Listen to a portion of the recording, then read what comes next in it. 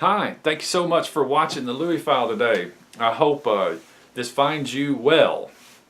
In the last video, I brought up about being a friend of God and how James tells us Abraham was a friend of God. And James also tells us to be a friend with the world is to be an enemy of God. I mean, there's a clear line cut. You know, Jesus, during his walk on this earth, he said, if you are not with me, you're against me. If you're not gathering, you're scattering.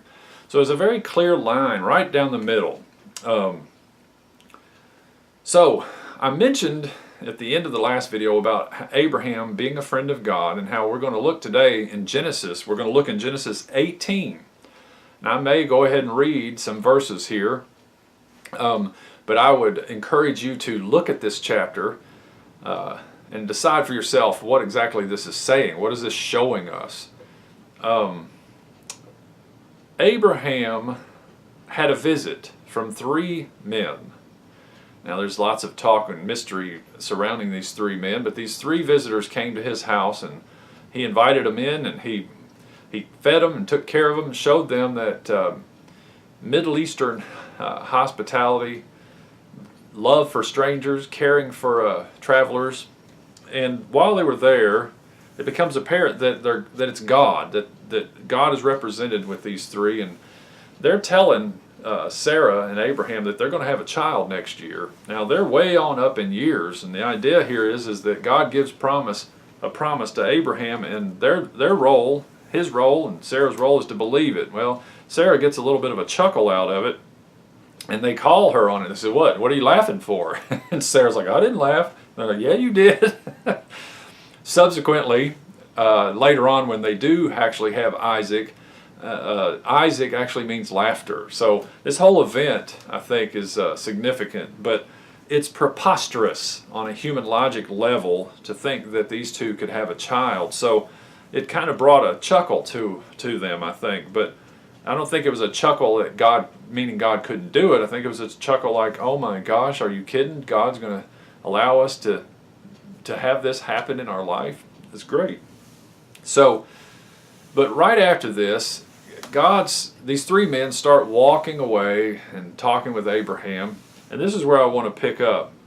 They start going towards Sodom, and as Abraham's going to send them off. So in Genesis 18 verse 17, the Lord said, "Shall I hide from Abraham what I'm about to do?" So God's like, should I keep this from my friend? And it says, "Since Abraham will surely become a great and mighty nation, and in him all the nations of the earth will be blessed, for I have chosen him, so that he may command his children and his household after him to keep the way of the Lord by doing righteousness and justice, so that the Lord may bring upon Abraham what he's spoken about him." And the Lord said, "The outcry of Sodom and Gomorrah is indeed great, and their sin is exceedingly grave. I will go down now, and see if they've done entirely according to its outcry, which has come to me, and if not, I will know." Wow. So they turned away, these men turned away and went towards Sodom, and Abraham was still standing there before the Lord, and Abraham came near and said, "Will you indeed sweep away the righteous with the wicked?" See, Abraham is catching on to who God is. He really is starting to understand him in a intimate, personal, friendship way. I mean, who are we to speak to God in such a way? Well, you know, that's how you speak to each other if you're friends, don't you? You know, I want to bring up something real quick here. Let's jump back for a second in John. In John 15, Jesus says something pretty powerful that I don't hear talked about too much, but this is what I'm going to share with you today, and this is why I want to share this with you. In John 15, verse 14 and 15. This is Jesus speaking here. John 15:14. "You are my friends if you do what I command you." Wow.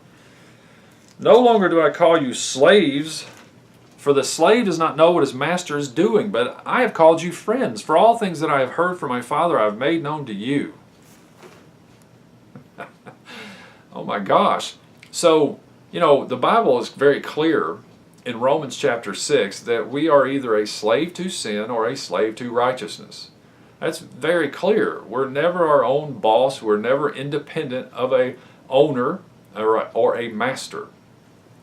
But it seems as though God, although we start out in this slave-master relationship, if you will, He's looking for something a little more intimate than a slave and master relationship.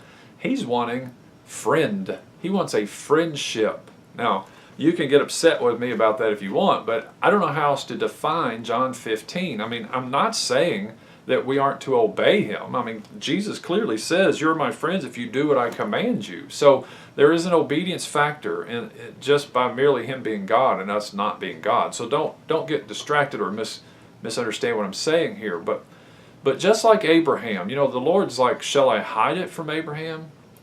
God will reveal things to us if we're His friend. He will show us things. Sometimes He shows us things to come. That's part of what the Holy Spirit in us does.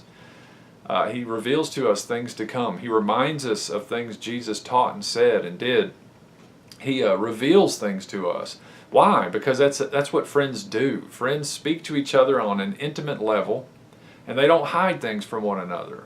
And so back in Genesis 17, that's what we have here. So God is about to destroy Sodom is what's getting ready to happen. And Abraham's saying, "Really? You're not someone that would do such a thing. You wouldn't destroy the righteous with the unrighteous." And he starts this conversation with God. He says, "What if there's 50 righteous?" And God says, "No, I won't destroy it for 50.